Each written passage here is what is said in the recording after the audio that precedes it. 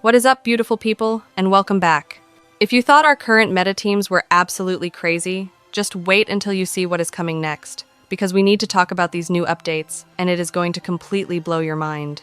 Today, Queen Zani and I are going to be breaking down all the brand new details regarding the updated version 3.2 banners, alongside some massively important game updates that you do not want to miss. Before we dive into the deep end of the theory crafting pool, I want to give a quick shout out to our community. Also, please don't forget about the massive Lunite giveaway we have going on right now. If you want a chance to stack up your premium currency, all you have to do is just like and comment on the video to enter. It is that simple, so get down there and leave a comment.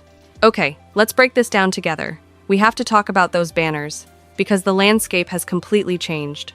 According to the absolute latest info shared by Selly, there has been a small but incredibly important shakeup in the version 3.2 banner schedule.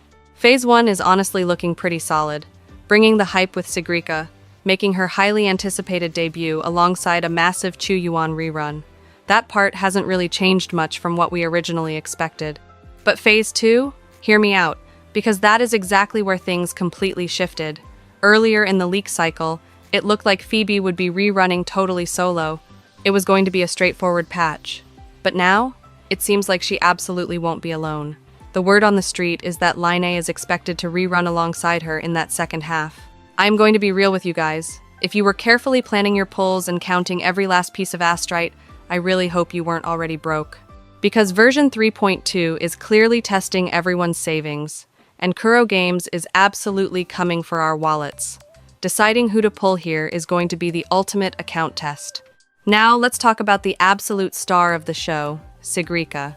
If you have been waiting for a character that totally flips how we usually build our frontline fighters, she is your girl. She is expected to be a premium 5-star arrow character, and she is going to be out here throwing hands because she uses gauntlets. Picture this. Instead of just swapping in, pressing a single button and swapping out, Sigrika is basically a lightning-fast combo-focused arrow DPS.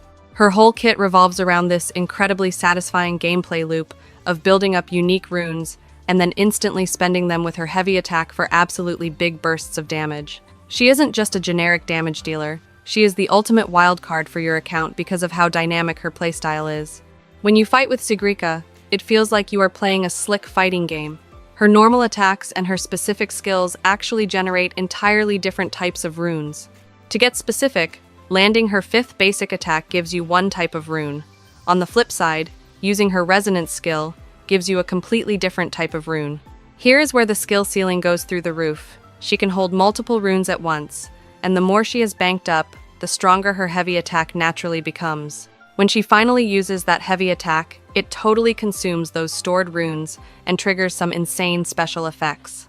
We are talking about pulling enemies together into a tight group, stunning them right in their tracks, or causing a massive, explosive burst of arrow damage if you big brain it and combine different rune types. This right here is the absolute core of her damage profile. You build up your resources through perfectly timed combos, and then you cash them all in for one incredibly powerful hit. It is the definition of high-risk, high-reward gameplay. To help you get there, her resonance skill, which is amazingly named Boomy Boom, along with its stronger, enhanced versions, is completely designed to keep her combo flowing smoothly. It deals solid arrow damage, but more importantly, it lets her continue her attack chain smoothly, without any clunky pauses. And it actually unlocks way stronger follow-up attacks if you use it at the precise right time in her combo.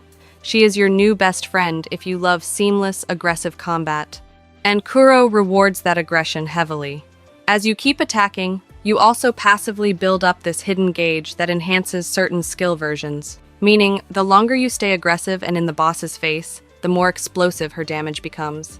Then we get to her ultimate, her Resonance Liberation. This is your massive burst window. It deals strong arrow damage the second you pop it, and it gives her a temporary buff that completely empowers her next major action. Whether that means finishing a crazy combo string, using a stronger version of her skill, or triggering those extra juicy rune effects, her ultimate turns it up to 11. In simple terms, so we don't get lost in the theory crafting sauce, the ultimate makes her next sequence hit much harder and significantly accelerates her rune generation.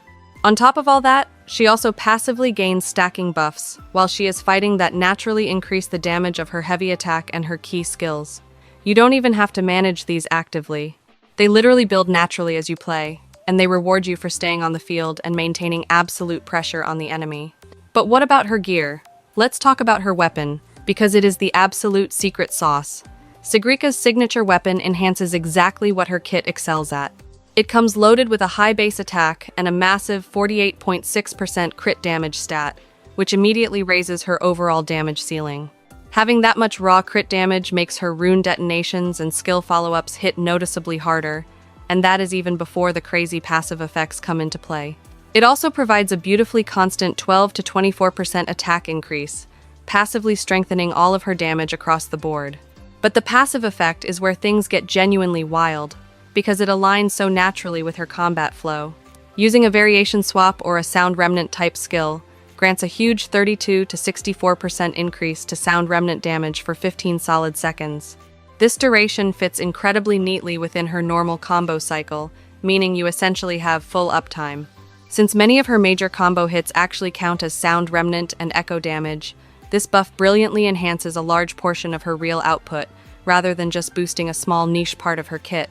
And when that boosted damage lands, her arrow damage begins ignoring 10 to 20% of the enemy's defense for 6 whole seconds. If you guys know anything about gacha mechanics, Defense Ignore acts like a true damage multiplier. It makes her rune-consuming heavy attacks and her enhanced skills far more lethal, especially when you are up against tougher enemies and massive bosses. Because these incredibly strong effects trigger through actions she already performs naturally, the weapon feels completely seamless to use. It absolutely doesn't change her rotation or make her clunky. It simply amplifies every single phase of her damage cycle, hands down making it her most synergistic and optimal choice for your account. So, I am genuinely curious. Are you guys pulling for Sigrika, or are you saving for someone else in 3.2? Because this version is definitely not letting us relax, and the asteroid economy is in shambles. Let me know in the comments who you are planning to pair her with, because I'd love to read your team ideas. Moving away from the gacha screen, outside of the banners, there are a few other massive updates worth talking about that will change our daily grind. First up, get your try-hard pants on, because we are getting a brand new tactical hologram challenge featuring Hydia.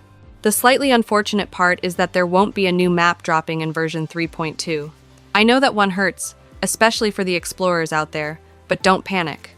We will still be getting exciting new event content and fresh story domains, so there is still plenty of fresh PvE material coming our way to keep us busy. And for my hardcore endgame players, this might finally be your moment. A brand new, significantly more difficult version of the Matrix system is being introduced in 3.2. It is going to be seasonal.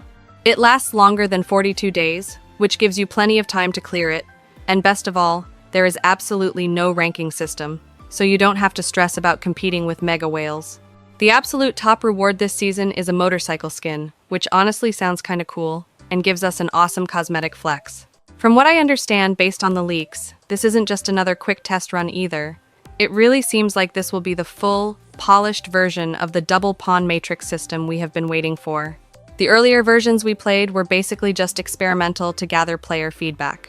Version 3.2 should finally bring the complete experience right to our screens, fully loaded with updated rewards. Now let's pivot and talk about the next Rover, because this is huge for our account progression. According to the absolute latest information, a new attribute for Rover may finally be on the way. And guess who it might be? It's not Fusion, it's not Glacio, it's Electro. Imagine the role compression an Electro Rover could bring to our existing team comps. As for the release date, we could potentially see this highly anticipated new Rover arrive alongside the next massive region update. The timeline is possibly looking like around version 3.5, or maybe in a later patch depending on development. Before I wrap this incredibly stacked video up, I need to say something really important to the community. There has been a massive amount of fake anniversary information spreading around social media recently. Please guys, don't believe everything you see on your timelines. If it is not official directly from the developers, or from a highly credible, proven source in the community, treat it completely as speculation. Hype is incredibly fun, and it keeps the game alive, but spreading misinformation just creates unnecessary disappointment for everyone when things don't pan out. That is everything for today's massive update video. If absolutely anything changes with these leaks or the banner schedule, you know I will update you instantly. And hey, if you stayed until the very end of this deep dive, you are an absolute legend. Happy graduation, everyone!